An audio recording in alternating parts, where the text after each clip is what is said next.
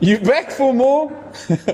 Welcome to another session of Why Not William, where I'll show you all how fun and easy it is to cook.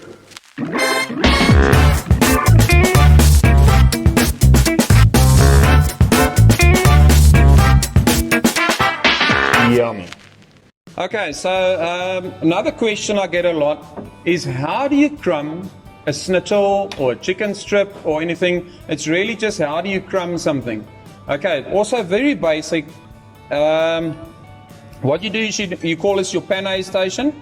So what we do is I like to season up. What I've done is I've taken some nice fresh chicken breast. Always check the quality of the chicken breast.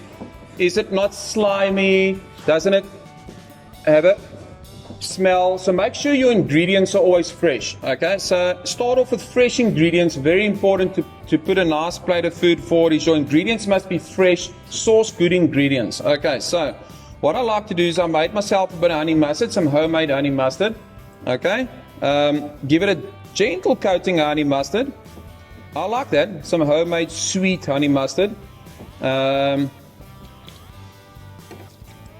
Give it a nice coating, not too much because I mean all you're going to taste is mustard. I mean, back in chef school we went on a nice outing to Mount Nelson and we met Garth Struble there. What a huge privilege meeting Garth Struble. And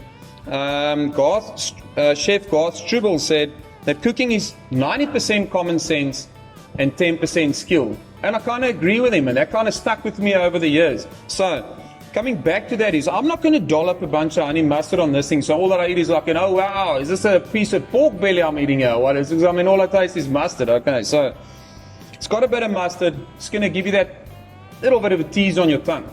Okay, so we started in the flour. Okay, you can spice up your flour, add a bit of flavor. Like I say, let's not get too complex, yeah? Let's not get too complex. You've given it mustard already. Dust the flour off. We don't want hordes of flour, so we're going to dust the flour off. Okay, let's give it a slight pat. Okay, let's go. Slight pat, naughty boy, naughty boy.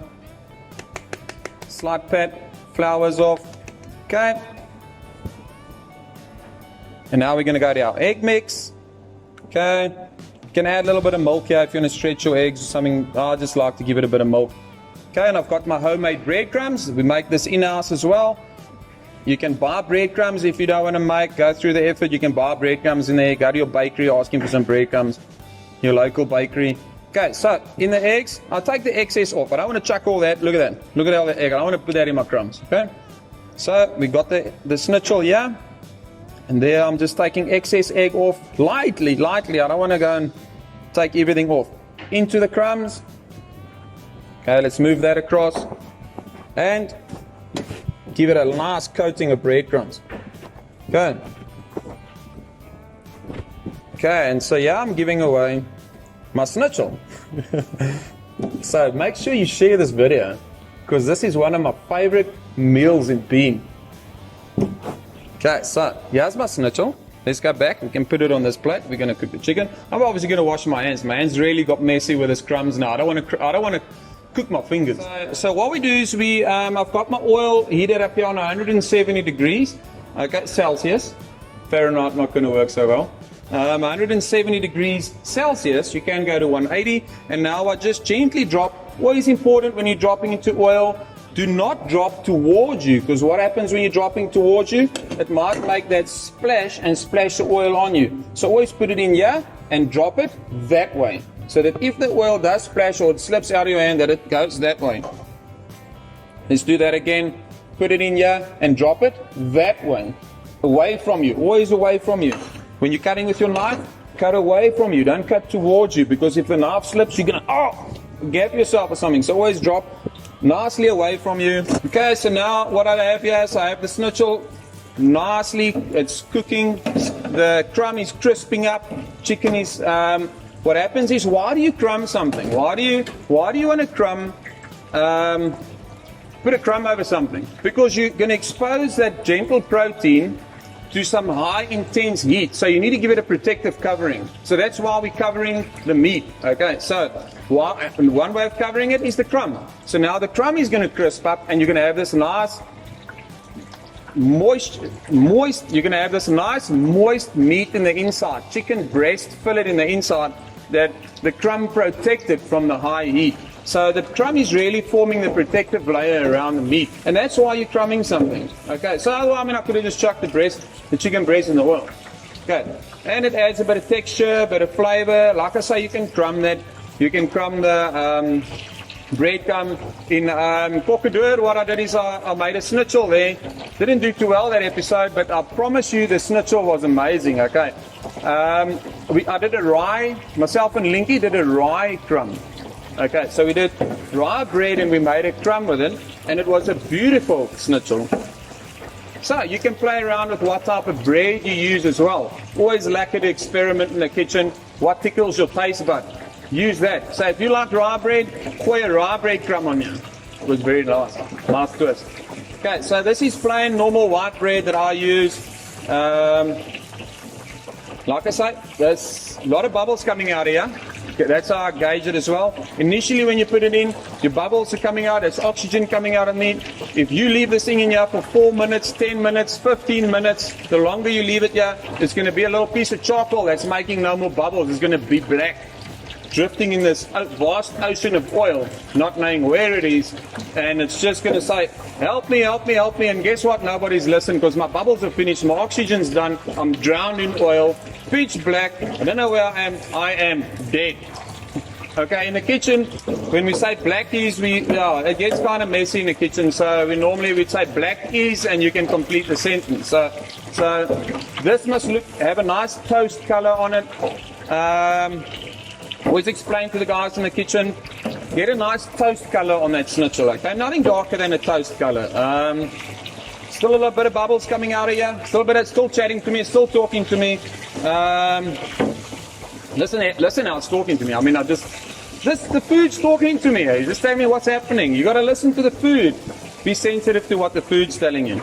Okay. Nice color on my schnitzel.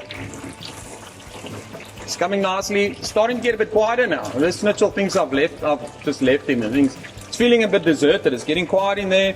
Schnitzel's getting worried. Saying, okay, well, where is this at? Because he left me in the oil. It's getting hot in here. Kitchen, it's always hot in the kitchen. You can see the sweat just everywhere. Yeah, so it's always hot in the kitchen. And there we go. My schnitzel's getting quieter. He's not talking to me as much, and the bubbles aren't really chatting. So, yeah, there we go. I haven't forgotten about you. You're almost done. And we can see it's getting quiet here now. It's getting quiet. Okay, so there we go. Let the oil drip off a little bit. Just going to get most of the oil off. Let it lie there a little bit. Always nice when you finish cooking it. When you finish cooking, give it a bit of seasoning. Straight fresh out of oil, so don't season it after 5 minutes in the oil. There you go. It's got a bit of seasoning. Also another homemade spice we use here. Lekker homemade spiced bean and seasoned our schnitzel. Another reason why it's a hit. And there's a schnitzel. Yeah. So remember, remember those basics: 170, 180 degree oil. Drop it in cold oil. It's going to take longer. It's going to absorb a lot of oil. Your guests are going to have oily schnitzel, not lekker. It's going to cover the palate, not lekker. Just not lekker. Okay. So what I'm going to do is let me cut into this baby now. Okay, there we go. Look at that.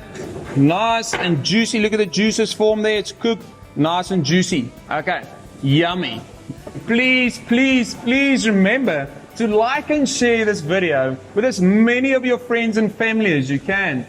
And everybody wants to put forward a lekker schnitzel. You know, that comfy food days when it might be raining outside, or you're just not feeling lekker, and you say, well, I need a schnitzel.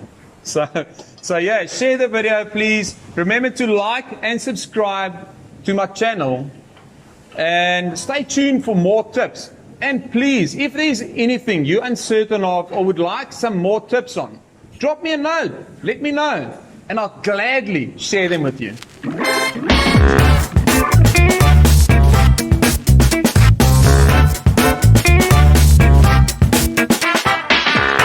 Yummy.